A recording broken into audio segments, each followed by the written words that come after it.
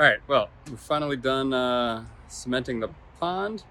It was a little more tedious than I anticipated, and some of the techniques I'm trying out maybe weren't the best. I'm not sure if I would use this exact same method again, but let's go see where we're at. Okay, so here we are. We got our plant shelf that runs around the perimeter for kind of like the emergent plants, reeds and things that do most of the filtering.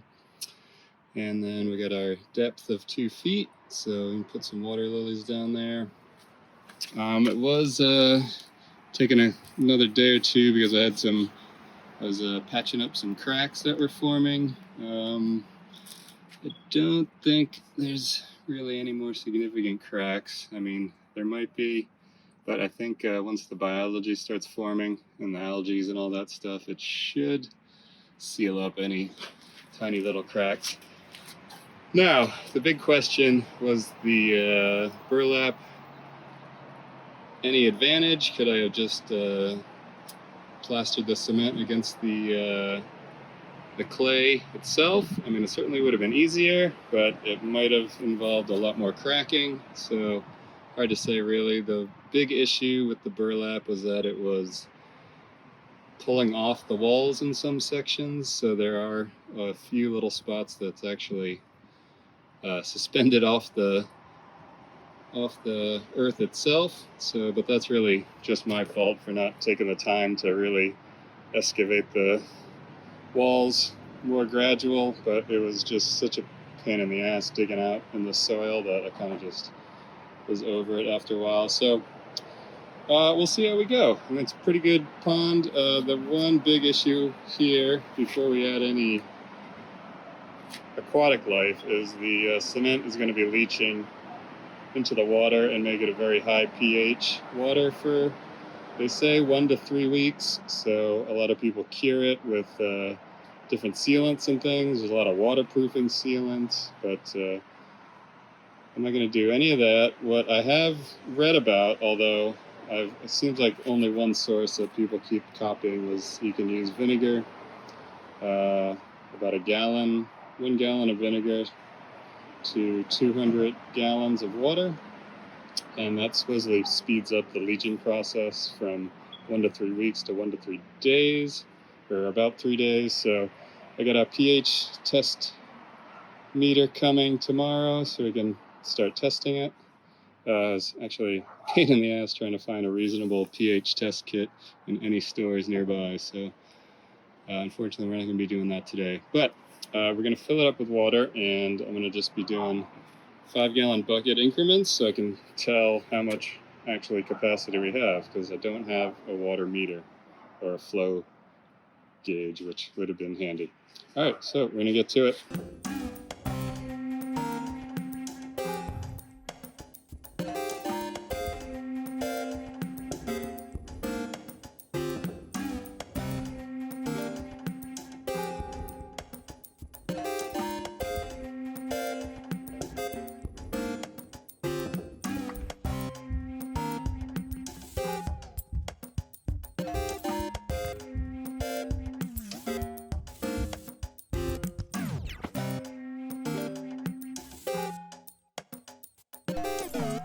All right, so there we are. We maxed out at 125 gallons.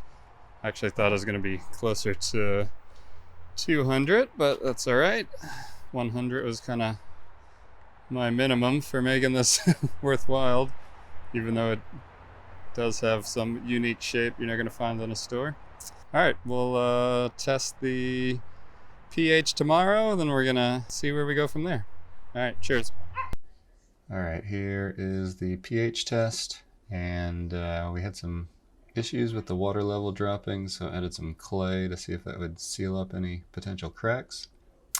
And 7.5 is usually the highest reading for fish, and here we are with 8.5, so significantly higher.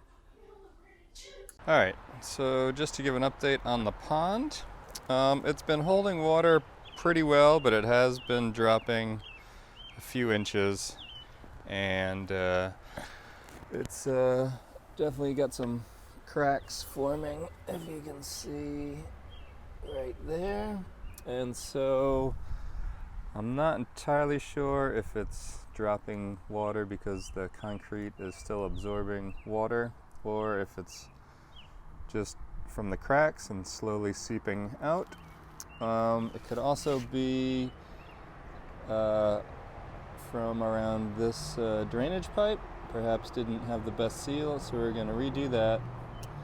But instead of more cement to patch the cracks, which might just crack again, because if it is shrinking, expanding, or shifting, then it's not going to really help. So what I got is this. It's basically liquid rubber paint. I have used before, so it works pretty well. It's not cheap. It's about $30 a quart, or you can get a gallon for $90. So I'm going to use it in the obvious cracks and any other areas I feel need some reinforcement. And then we're going to fill it up again and see if we have the same problem. Then I'm just gonna have to bite the bullet and get the gallon and then just paint the whole thing. So we'll see. The jury's still out on whether this whole methodology was me just being too clever or not, but anyway, that's where we're at. So we're gonna fix the cracks, and tomorrow, once it's hard, we'll fill it up. All right. All right, so I've applied the liquid rubber paint to all the obvious cracks and areas I thought might be potential leak points. I did 2 coats, so it is drying, and it's about 100 degrees right now, so it's probably all dry, and then we just need to fill it up again, and hopefully it's gonna retain water. This was the area that got the most attention. Basically just slathered the rubber all over it. So that's that. Probably give it till the end of the day to dry completely and then fill it up. Okay, hopefully this is the last update until this thing's full and holding water. So last attempt, we used the liquid rubber to seal the obvious cracks, and slathered this drainage pipe. What I assumed was completely, but it's still dropping a little bit. I mean, the main area here seems to be holding, but I didn't feel like waiting another day to see if it was stopping at the pipe or if it was just soaking in, and I just said screw it, biting the bullet, and went and got the big boy gallon. And so we're just gonna seal this whole thing, and hopefully we're done with it. Definitely not the cheapest option anymore. A vinyl or EPMD liner would definitely have been probably the easier option, but anyway, I'm committed to this method, so we're just gonna see it through.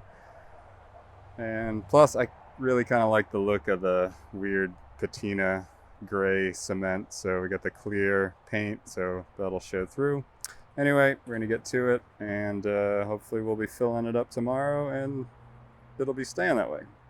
All right, here's hoping this is the final update before this thing is full of water and stays full of water. So we did a double coat on the whole thing with the liquid rubber, and we even did basically some liquid rubber spackle on the corner drain pipe. So if this doesn't hold, I don't know what the next step's gonna be, but I'm not gonna be happy about it. Anyway, let's fill it up and hope she holds. All right, so we have success, finally. Thankfully, we are holding water, no significant drop in level. So now we can move on finally. And now we're gonna need to set our spillway. And right now I'm thinking in this back corner, so I need to trim up the edge of the cement anyway, but we're gonna have that spill into the garden path here. So that's the next step, and then finally we can plant this guy up and have it look pretty and not a pain in the ass eyesore as it is. All right.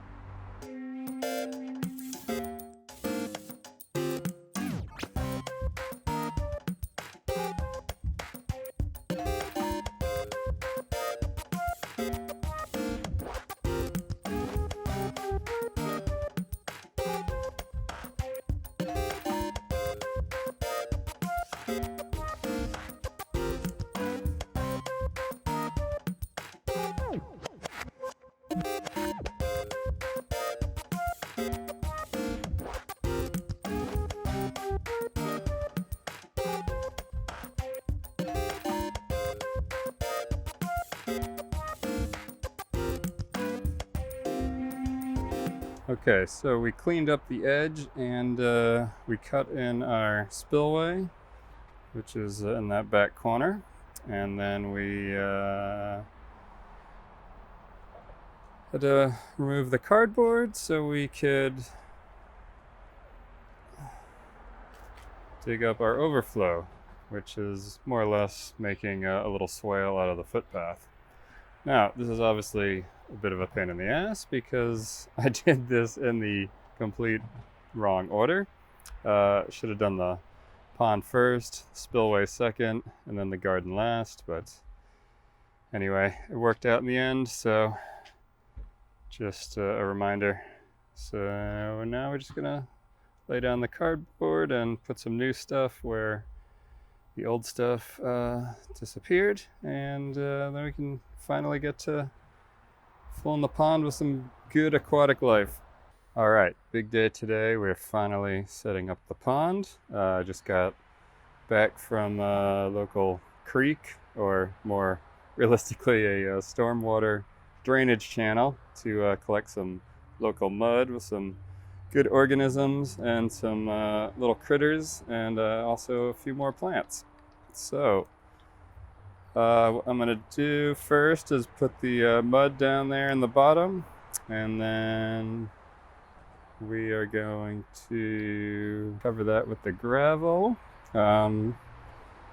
which does a few things. One, it's gives surface area for organisms and bacteria to colonize, but it also keeps the mud from getting disturbed and keeps the water clear.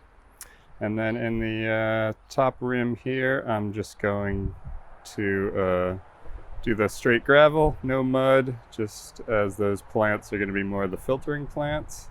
Now, if you really want to do prioritize keeping the water really clear, then you wouldn't add any mud or anything. You just put the gravel in, but we're trying to kickstart this little pond and create some organisms and some life. So we don't mind too much if the water isn't super clear.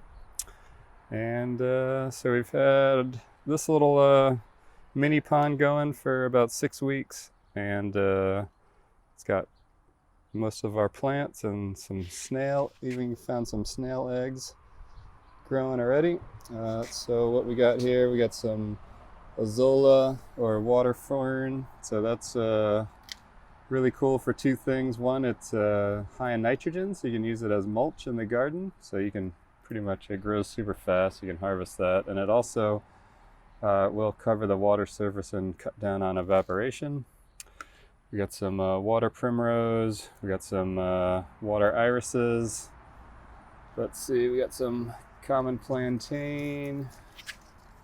I believe this is willow herb, is another kind of marginal plant, grows right on the water's edge.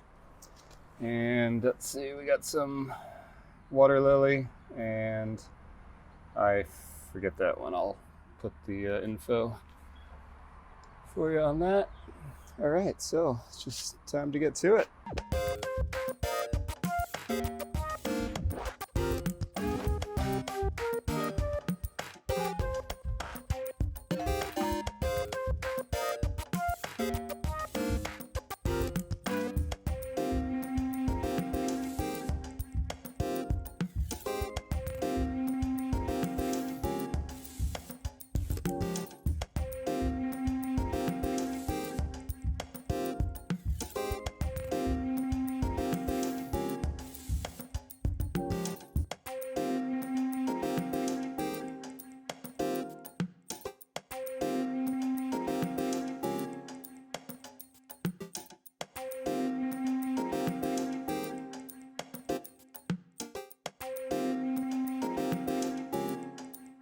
All right.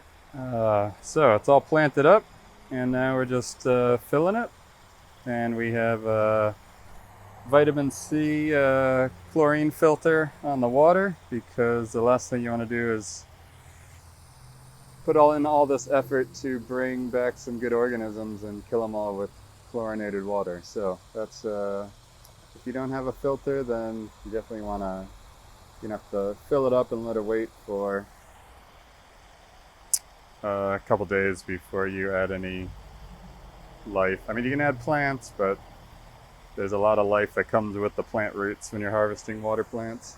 The other great thing about water plants, they're super easy to transplant. There's really no transplant shock. You can even pop them straight into water. You don't even have to put them in soil or gravel, but the gravel is basically anchoring them and gives the roots somewhere to go.